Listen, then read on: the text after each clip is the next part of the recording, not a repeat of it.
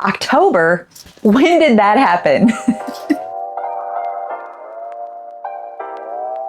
It is time for the October TBR and TBR jar pulls. You're hearing it here first. Before we jump into the TBR jar and down deep into all the books that I hope to read in October, I want to encourage you to go check out my fall TBR because I'm going to be referencing that video quite a bit in this one. And hello, I'm Carly. I read and enjoy historical fiction and like book club books and bestsellers. Think like Kate Quinn, Ariel Lawhen, those types of authors.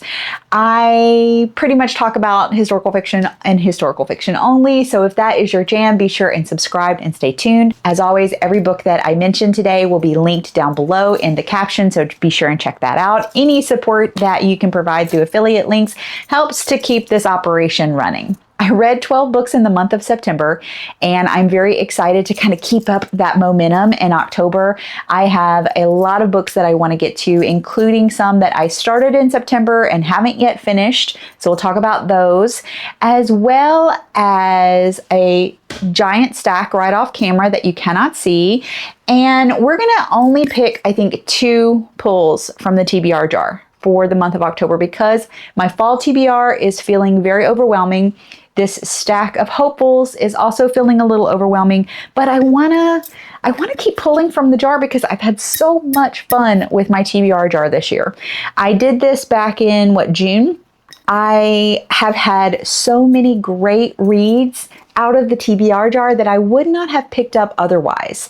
So I just want to keep it up. I want to keep it up. So let's get started with the TBR jar. Oh, my hand is stuck. Some folks have asked me, where did I get this jar? And I actually found this. My neighbor had put this out to the street and I loved it so much. It doesn't have a base, so it just kind of flounders. I don't know what the right word is. Kind of rolls around. Let's see. We have a pull. Let's see what it is. Oh, all right. Let's use these nails for some good.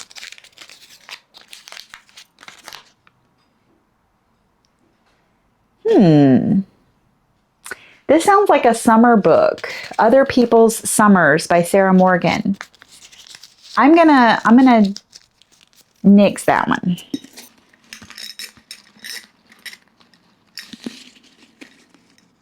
Ooh, 2.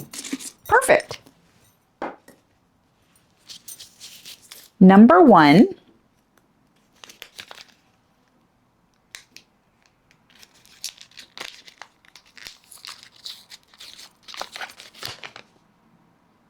Ooh, this one, if I can find an audio of this, I will read it. Let me grab it. Mummy Darlings by Emily Aurkin is the follow-up to the Glorious Guinness Girls, which I really enjoyed. But look at this thing. It is a chunk. It is a chunk. There's no way I can take this on unless it's via audio. The previous book is all about the 3 Guinness sisters and kind of what their life is like in the early 20th century. So now it's the dawn of 1930s and the 3 privileged Guinness sisters settle into becoming wives and mothers. While Britain becomes increasingly polarized politically, they discover conflict within their own marriages. What I will say about the previous book is it was slow and very character driven. It had a little bit of a mystery, which I really appreciated, and I thought it was well written. I don't think that it gets high marks on Goodreads, and I don't know what the Goodreads is for this one, but if you like really slow character driven books that are more of a slice of life in terms of a glimpse into a specific time period or a socioeconomic status or class, then Emily Aurkin might be for you. All right. Ooh, this one actually might be good for this time of year. I was actually just playing with this one.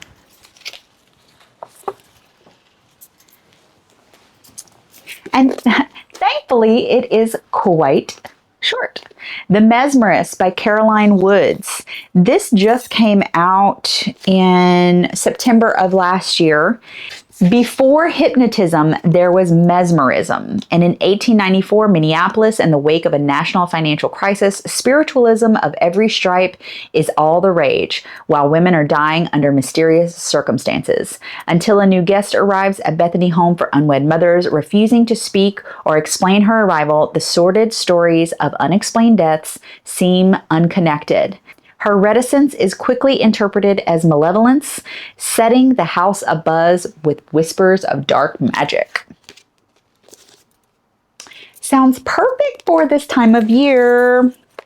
TBR jar pulls. Again, we're only doing 2 because fall is out of control and I really want to tackle my fall TBR.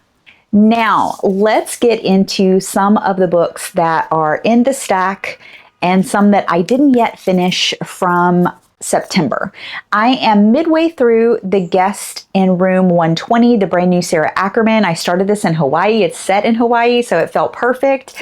And I'm very much enjoying it. It has multiple different points of view and multiple different timelines. And I probably would have finished it on the plane ride home, but I was feeling a little tired and wanted something that felt a little bit more propulsive. So I picked up The Future Saints. And I'll talk about that in a second. I've already gone back to The Guest in Room 120. It is a murder mystery, and I'm intrigued by the fact that there will eventually be some type of crime. There has not yet been a crime, only the threat of a crime. So it feels like it is moving a little bit more slowly than I expected, being a murder mystery, but it is well written. I do enjoy Sarah Ackerman's work. I've read a couple of her books and very much enjoy the Hawaii setting.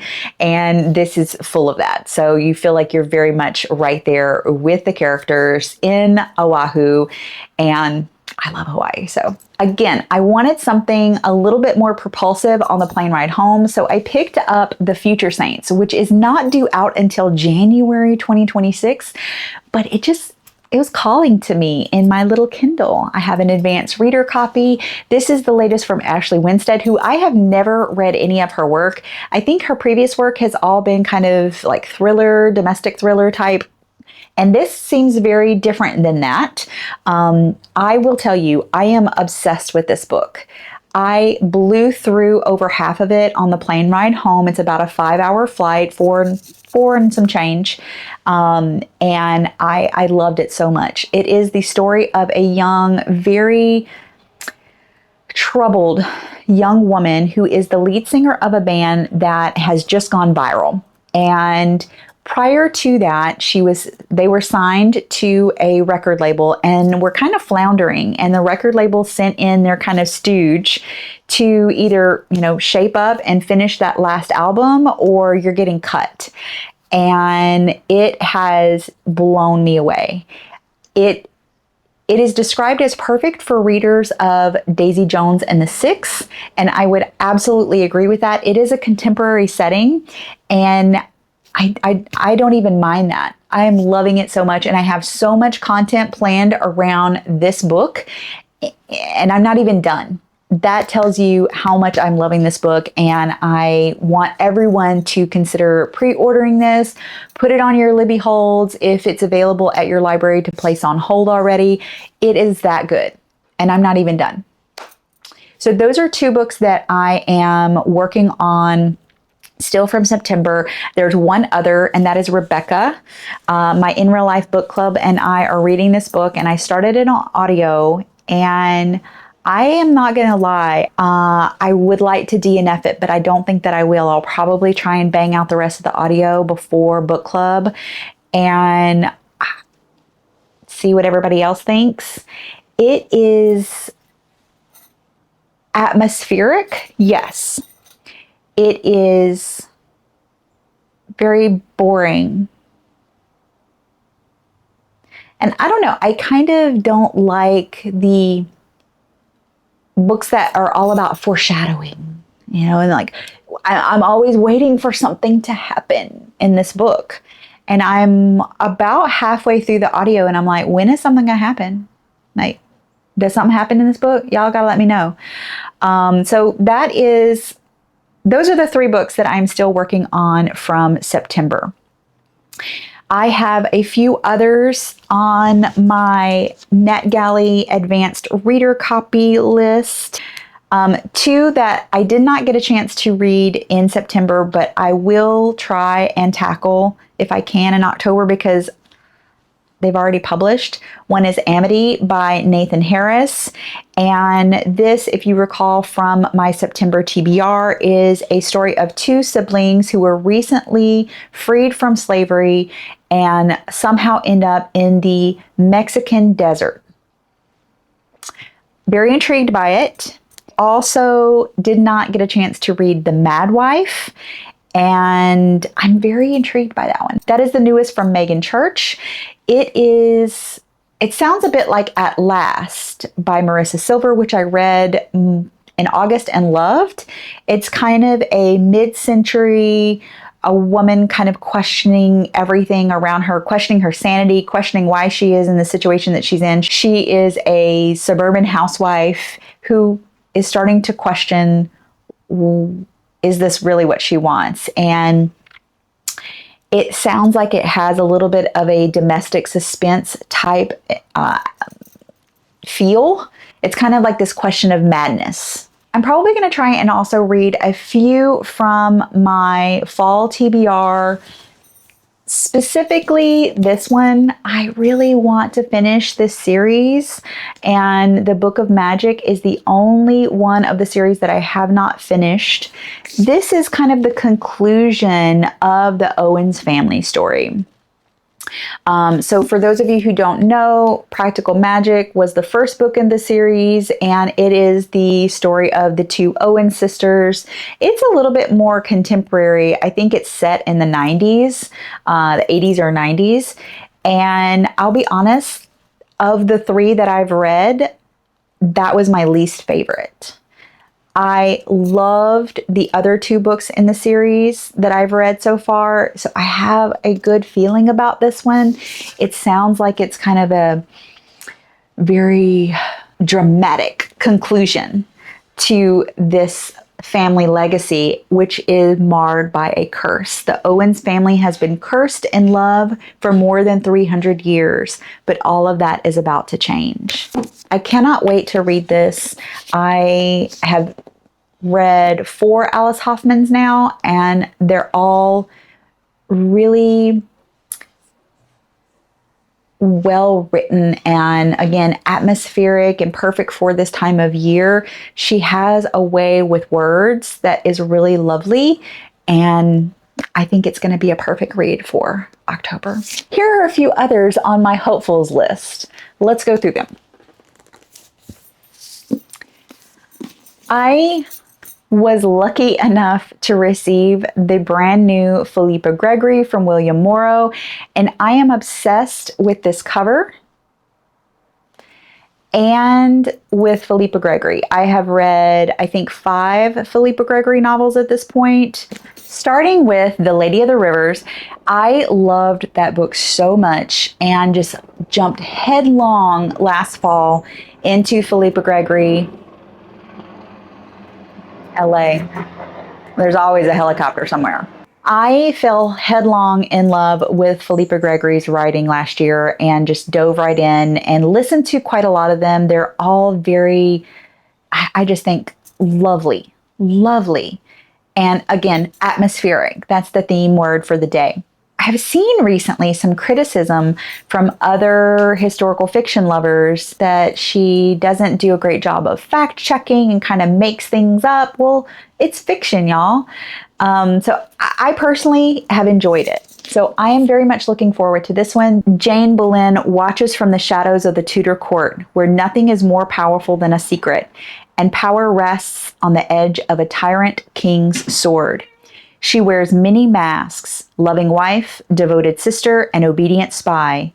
It's what a woman must do to survive. The only weapon she has is her voice. They say Jane's whispers sealed the fate of 2 queens. They call her a liar and a traitor, but the truth is far more dangerous.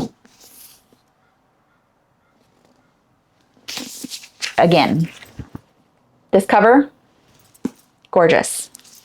So high hopes for that one. Oh, I totally forgot. There's another book that I started in September and did not finish, and that's The Silent Companions, mostly because I only have a physical copy and I didn't want to bring it to the beach. It's so pretty and I didn't want to ruin it. So this is a Gothic about a newly widowed young woman who is pregnant and goes to her husband's family seat, like their home, their family seat, and is troubled by these wooden figurines that are there. A book that I probably would not have picked up had I not received this gorgeous copy.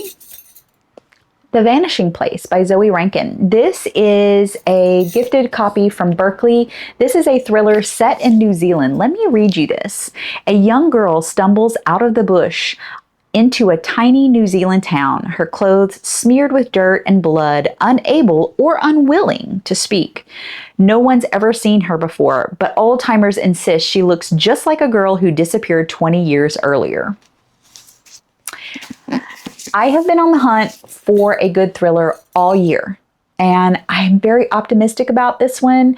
I have an audio copy as well, so I think I'm going to try and squeeze this one in just because it's kind of got that creepy vibe too. So, you know, set back in the woods in the New Zealand bush. So curious. Holt sent me a copy of A Pair of Wings by Carol Hobson, who is a Black author and a Black female airline pilot. She wrote a fictionalized account of the very true story of Bessie Coleman, a Black woman who learned to fly at the dawn of aviation. Doesn't this sound so good? Powerful. You will be inspired long after you turn the last page. Victoria Christopher Murray, whose latest book came out earlier this year and I absolutely loved. The Last Witch by C.J. Cook, I'm obsessed with. This is also on my fall TBR, but Berkeley sent me a gifted physical copy. I'm so obsessed with C.J. Cook's work. So this is based on the true story of a woman in 15th century Austria who dared to defy Europe's most notorious witch finders. It's a witchy story, it's a feminist story, and everything that I have ever read by C.J. Cook, and I think this will be my 5th C.J. Cook book, is intensely atmospheric. So good, so dark, and just challenging in the best way. Berkeley also sent me a copy of The Hong Kong Widow, and I'm very intrigued by this. This is by Kirsten Loesch, who wrote The Last Russian Doll, which I did enjoy. I felt it was a little long, but I did enjoy it. This is a 1950s Hong Kong setting. In a remote mansion, witnesses insist a massacre took place. The police see nothing but pristine rooms and declare a collective hallucination. Until decades later, one witness returns. Again, cover, stunning. And last, but certainly not least, is the BBFL, or Book Besties for Life book club. That is my Fable book club, which if you have not joined yet, please consider doing so. It is super chill. We read a historical fiction book every month. This month, we're going to be reading The Artist of Blackberry Grange by Paulette Kennedy, who a mutual of mine says can do no wrong. I have never read any of her work. This was one of 4 books that I put forward for the group to choose from with the theme of going Gothic. Let me read. Summer of 1925. The winds of change are practically chilling for a young woman whose life has suddenly become unbalanced. Devastated by her mother's death and a cruel, broken engagement, Sadie learns that her great aunt, a renowned artist now in the throes of dementia, needs a live-in companion. Grasping at newfound purpose, Sadie leaves her desolate Kansas City boarding house for Blackberry Grange, a once grand mansion sitting precariously atop an Arkansas bluff. Marguerite is a fading shell of the vibrant woman Sadie remembers. She's feverishly compelled to paint eerie, hallucinatory portraits of old lovers, all of them haunting. With each passing night, time itself seems to shift with the shadows at Blackberry Grange. As truth and delusion begin to blur, Sadie must uncover the secrets that hold Marguerite captive to her past before reality and Marguerite's life slips eerily away. This sounds really good. I don't know how I found it, but I found it. I was doing research on Gothic historical fiction, and this kind of came up, and it was one of 4 that I would have read any of the 4. But I'm very glad that everyone chose this book. So there you have it. This is my stack of October hopefuls, missing a few that I only have electronic copies of. And yeah, I'm feeling a little delulu, but you know, we'll see what happens. That's the fun of choosing a TBR. I kind of get to have a little bit of a guide and also some flexibility. I'm not going to read all these things, but you never know. I'm really curious. What are you hoping to read in October? What was your favorite book of September? I need, obviously, more recommendations, so let me know. I always love to hear from you guys in the comments. Were any of these on your radar, on your TBR? Let me know. Love hearing from you guys.